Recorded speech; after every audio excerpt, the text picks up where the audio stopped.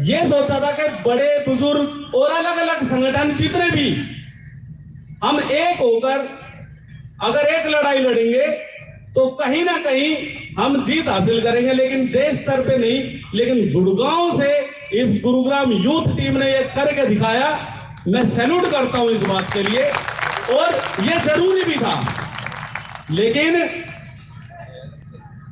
जो संघर्ष बाबा साहब ने किया आज के टाइम में, मैं कोई स्पीच देने नहीं आया, जो मेरे दिलो दिमाग में आता मैं वो बताता हूं, ना कोई तैयारी करके आता। आज के दिन ये जो परिनिर्वाण दिवस हम मना रहे हैं, ये शहादत है बाबा साहब की। कल ही हम रामे प्रधान जी, रोहित भाई, मोहन भाई और श्रवण प्रधान जी न्यू कॉलोनी मोड़ के थाने में थे। एक शोषण दिन पे दिन चलता ही रहता है। हमें आज के दिन भी सारी व्यवस्था मिलने के बावजूद, कानून हमारे हिसाब से चलने के बावजूद, संविधान के होते हुए भी एक मर्डर और एक रेप के लिए एफआईआर दर्ज कराने में हमारे को सड़कों पे डंडे खाने पड़ते हैं, जेलों में जाना पड़ता है, केस लगवाने पड़ते हैं। आज के टाइम में इतने सक्षम होने के बावजूद, इतने शक्तिशाली होने के बावजूद, संगठित होने के बावजूद हमारे को इतना प्रयास करना पड़ता है।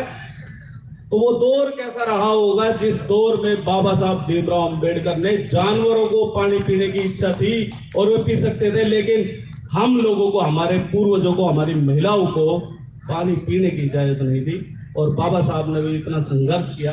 तो वो दौर कैसा रहा होगा, मैं सोचता हूं तो रूह कांप जाती है, क्योंकि हम तो खुद देखने लग रहे हैं। अगर मैं कहीं गलत हूं तो बता दीजिए। और जो आज चल रहा है, मैं तो बहुत नॉर्मली बोलने वाला था, लेकिन इन बच्चों के परफॉर्मेंस ने, है ना, जो मैं हूं वो मेरे को बोलने पर मजबूर कर दिया। मैं नरम में बात नहीं करूंगा यहाँ पर। आज के दौर में जिन लोगों ने ये शपथ लेने लग रहे हैं, हम संविधान खत्म करेंगे, मनुस्मृति लागू करेंगे, बाबा साहब भीमराव अंबेडकर के बारे में न जाने क्या क्या बोलते हैं, मूर्ति तोड़ते हैं, फलाना करते हैं। हम बाबा साहब के बताए हुए रास्ते पे चलने वाले लोग हैं, और संविधान हमारे बाप की देन है, और हमारे बाप की देन, हमारी प्रॉपर्टी को अगर कोई छोटा सा नोच भी करने की कोशिश करेगा, कोई हानि पहुंचाने की कोशिश करेगा, संविधान खत्म करने की तो बात दूर है, अगर हाथ से अगर कुछ करने की जरूरत भी करी तो जेल बाद में जाएंगे। और वो जेल में वे नहीं जाएंगे, जेल में हम जाएंगे। जिस हाथ से अगर उन्होंने कुछ क्षति पहुंचाने की कोशिश करी तो वो हाथ उनके शरीर पर नहीं रहेगा। ये आपसे उनको याद है, तभी आरएसएस के प्रमुख आज खुद गिल्टी फील कर रहे हैं और बोल रहे हैं कि भाई हम लोगों से, ब्राह्मणों से बहुत ज्यादा बड़ी गलती हुई थी, लेकिन पर्ची की जरूरत नहीं, बस हो जाएगा। लेकिन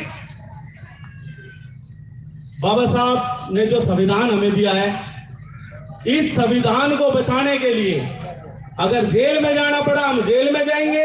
मैं संविधान की जो खत्म करने वाले जो शपथ ग्रहण जो ले रहे हैं ना सुरेश चौहान के, ये मैं उसकी बात बता रहा हूं। उसने कहा था कि संविधान को खत्म करने के लिए, मनुस्मृति लागू करने के लिए हमें मरना पड़ेगा, मरेंगे, मारना पड़ेगा, मारेंगे, लेकिन संविधान खत्म करेंगे।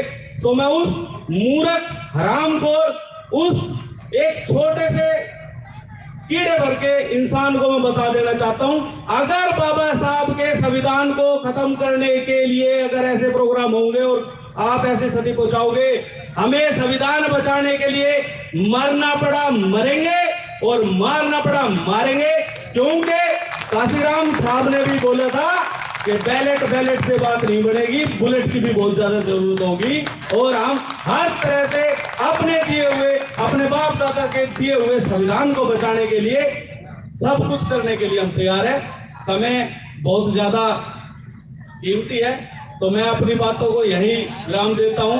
बाकी महिला शक्ति को इस गुड़गांव के इस प्रोग्राम के अंदर ये पहली बार ऐसा हो रहा है कि पुरुष बहुत ज्यादा कम है और महिला शक्ति बहुत ज्यादा है। तो मैं रमा भाइयों के लिए एक बार और दिल से सैल्यूट करना चाहता हूं। जय भीम। बहुत बहुत धन्यवाद विकास भाई का, जिन्होंने अपने विचार हम सब आप सब